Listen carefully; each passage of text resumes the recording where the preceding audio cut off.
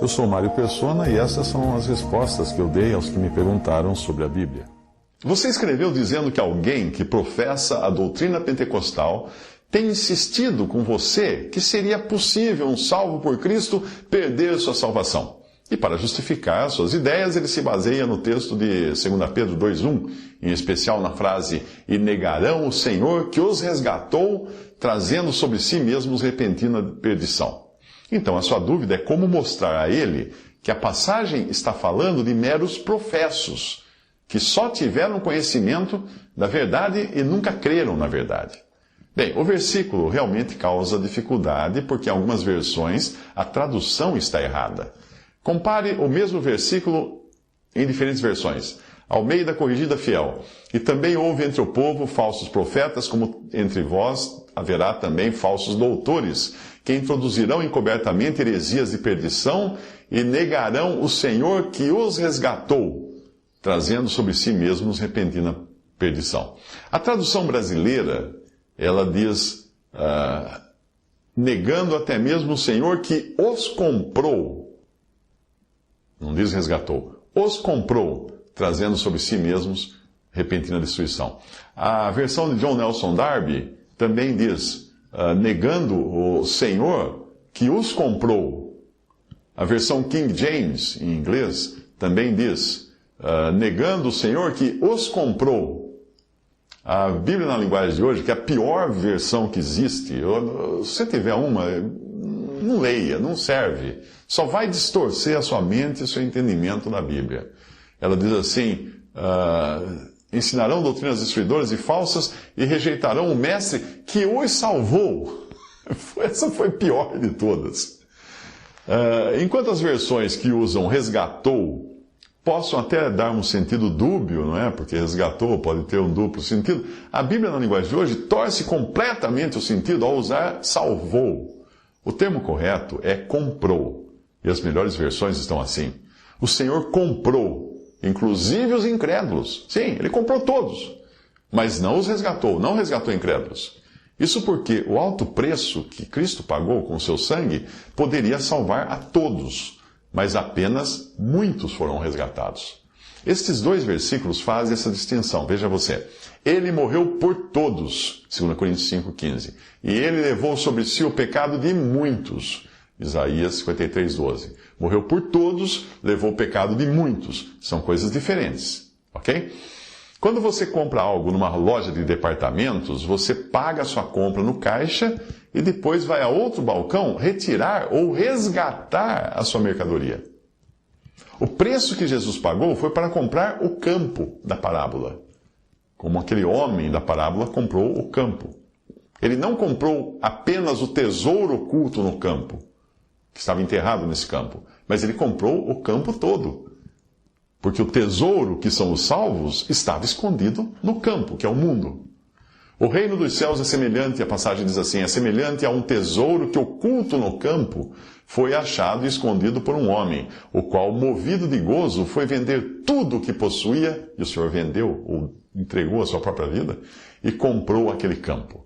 Mateus 13:44. E aí no versículo 38, antes, tinha dito assim, o campo é o mundo. Portanto, o preço pago por Jesus inclui tudo. Mas o resgate foi apenas do tesouro, os salvos. Ele pagou no caixa dessa grande loja de departamentos chamada Mundo, mas a retirada é só daqueles que ele salvou efetivamente.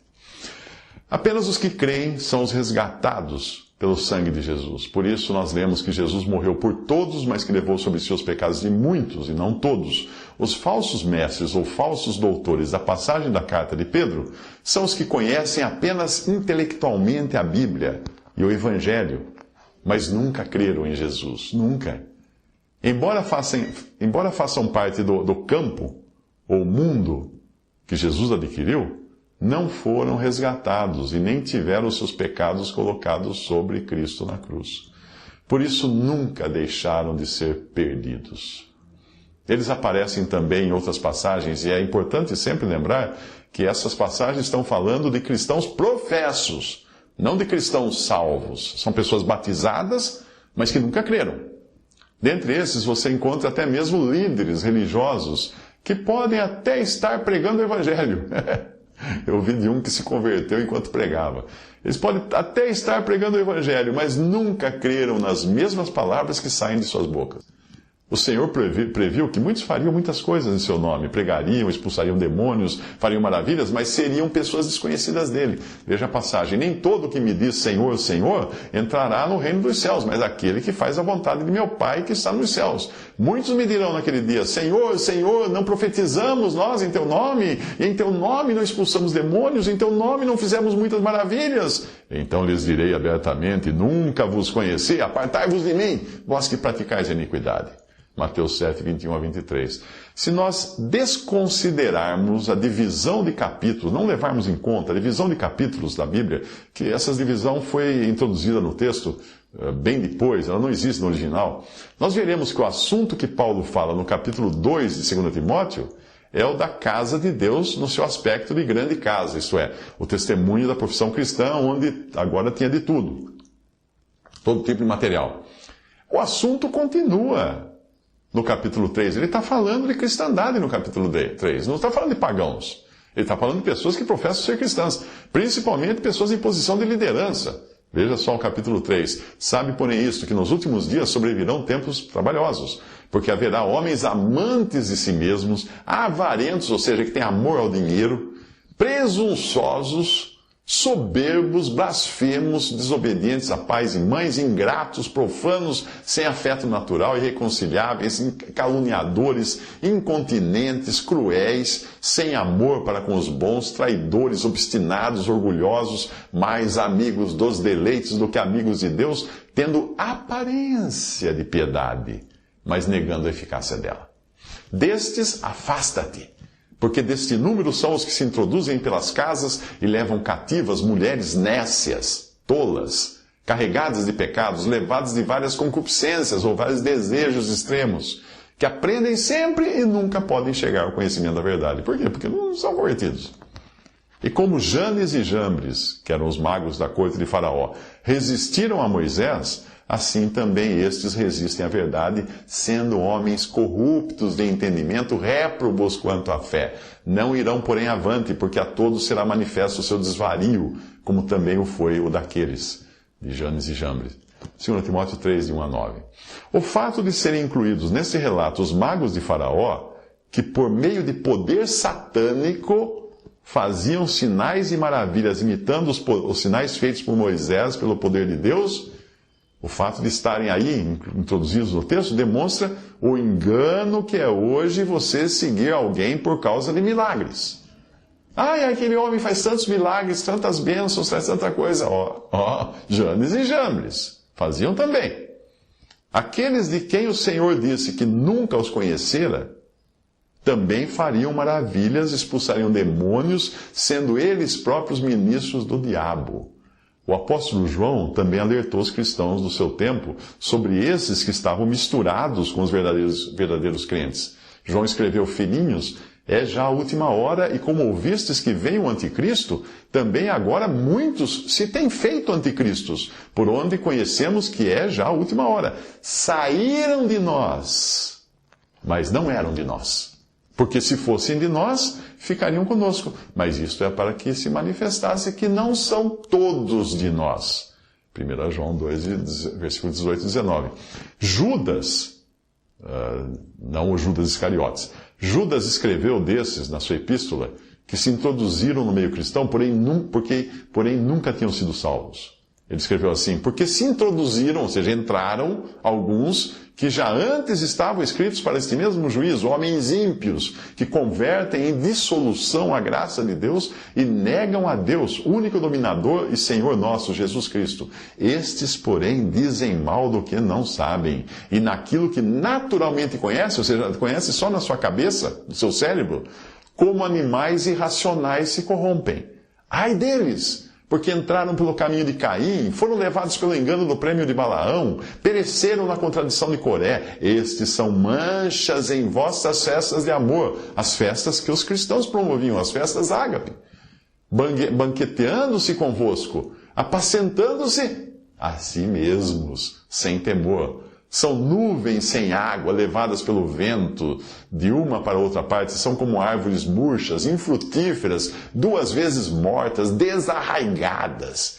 São como ondas impetuosas do mar que espumam as suas mesmas abominações.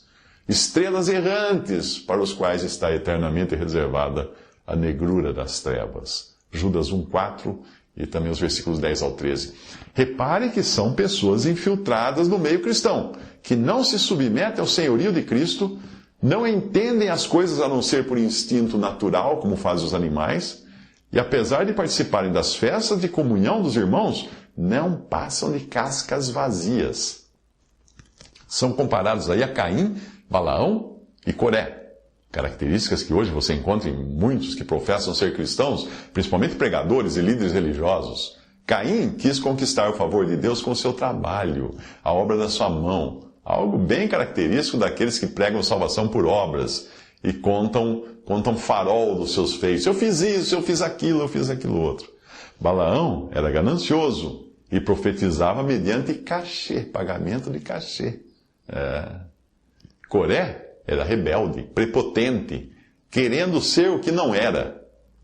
Aí Paulo alerta, então, também contra os tais falsos apóstolos, obreiros fraudulentos, transfigurando-se em apóstolos de Cristo. E não é maravilha, escreve Paulo, porque o próprio Satanás se transfigura em anjo de luz. Não é muito, pois, que os seus ministros, os ministros de Satanás, se transfigurem em ministros de justiça, o fim dos quais será conforme as suas obras. 2 Coríntios 11, de 13 a 15.